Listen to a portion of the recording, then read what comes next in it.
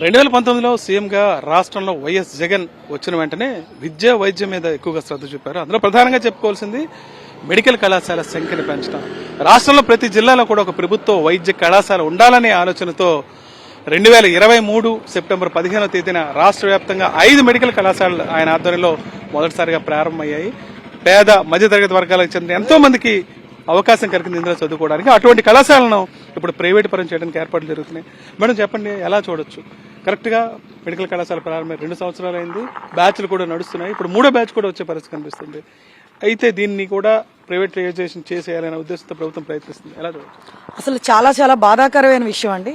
ఈరోజు జగన్మోహన్ రెడ్డి గారు సీఎం కింద అయిన వెంటనే విద్యా వైద్యానికి చాలా అట్మోస్ట్ ఇంపార్టెన్స్ ఇస్తూ పేదలు కూడా చాలా హై లెవెల్లో ఎడ్యుకేషన్ లో ఉండాలని చెప్పి ఆలోచించి మరి ఇండిపెండెన్స్ వచ్చాక కని విని ఎరగని విధంగా 17 మెడికల్ కాలేజెస్ శాంక్షన్ ఇచ్చి ఒక 5 కాలేజెస్ ఒకసారి, ఇంకో 5 కాలేజెస్ ఇంకొకసారి, అలా ఇంకొక 7 కాలేజెస్ అంటే ఫేస్ వైజ్.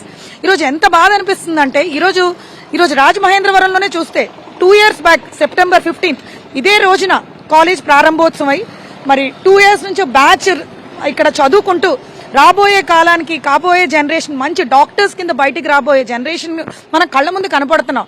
ఈ రోజున మరి కల్లుబుల్లి మాటలు చెప్తూ చంద్రబాబు నాయుడు గారు అసలు కాలేజీలే కట్టలేదు, మరి జగన్మోహన్ రెడ్డి గారు జస్ట్ శాంక్షన్ ఇస్తే సరిపోతుందా అని చెప్పి చెప్పడం, మరి తానా అంటే తందానా అని చెప్పి మరి వాళ్ళ మినిస్టర్లు, మరి అదేవిధంగా ప్రత్యేకంగా మరి హోమ్ మినిస్టర్ గారు అయినా మరి అనితమ్మ గారు కూడా ఆవిడ ఏం మాట్లాడుతున్నారు ఏంటో, ఒక యాంకర్ కింద, ఒక టీవీ యాంకర్ కింద ఆవిడ. ఎందుకంటే టీవీ యాంకర్ల గురించి మనకు తెలుసు, ఏదైనా ఒక ఈవెంట్ జరిగితే ఒక యాంకర్ వచ్చి ఆ యొక్క ఈవెంట్ లో పలానోళ్ళు పొగుడుతుంది.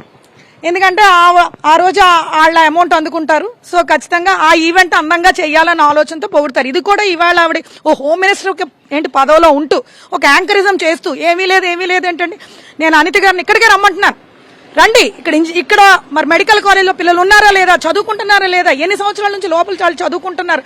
మరి 2 years మరి కంప్లీట్ అయితే ఇక్కడ మేము సెలబ్రేషన్స్ చేసుకుందాం అని చెప్పి అందరు నాయకులు ఇక్కడ వచ్చి పొద్దున చేసుకుందాం అనుకుంటే మరి అడ్డగోలగా లా అండ్ ఆర్డర్ ఆవిడ చేతిలో ఉందని చెప్పి పోలీసులు పెట్టి లోపలికి వెళ్ళడానికి లేదు. ఏంటండి లోపలికి వెళ్ళడానికి లేదని చెప్పి ఏ రకంగా చెప్తారు? ఖచ్చితంగా మేమేం డిస్టర్బెన్స్ చేయడానికి రాలే. ఈరోజు జగనన్న ప్రభుత్వంలో ఆ యొక్క స్టూడెంట్స్ యొక్క భవిష్యత్తు కోసం జగనన్న ఎంతో మంచి నిర్ణయం తీసుకుని ఇంతమంది స్టూడెంట్స్ కి ఈరోజు మెరిట్ మీద ఎడ్యుకేషన్ అందాలని చెప్పి మంచి ఆలోచనతో జగనన్న ఆలోచిస్తే ఈరోజు పీపీపీ అట. ఏంటండి పీపీపీ అంటే? ప్రజలకు పీపీపీ అంటే ఏంటో అర్థం అవట్లేదు. పూర్తిగా ప్రైవేటైజేషన్ చేసి వాళ్ళ యొక్క బడాబాబులు, వాళ్ళ యొక్క కార్యకర్తలు జోబులు నింపే కార్యక్రమం చేస్తూ ఏమీ లేదని చెప్పి కల్లిపుల్లి మాటలు చెప్తున్న మరి అనిత గారిని, అదేవిధంగా ఈ మినిస్టర్స్ ని నిజంగా మీరు రోడ్డు మీదకి వచ్చి ఇక్కడికి వచ్చి మాట్లాడండి కాలేజ్ ఏదని. మీ కళ్ళకు గంతలు కట్టుకున్నారో ఈరోజు మరి కౌరవుల పరిపాలన, మరి ధృతరాష్ట్ర పరిపాలన ఇక్కడే కనపడుతుంది. మీరు కట్టేసుకుంటున్నారు గంతలు, అందరికీ కట్టేయాలని చూస్తున్నారు. ఈరోజు మీ అమరావతి, ఏమీ లేని అమరావతి ఓ సినిమా చూపించారు అక్కడ.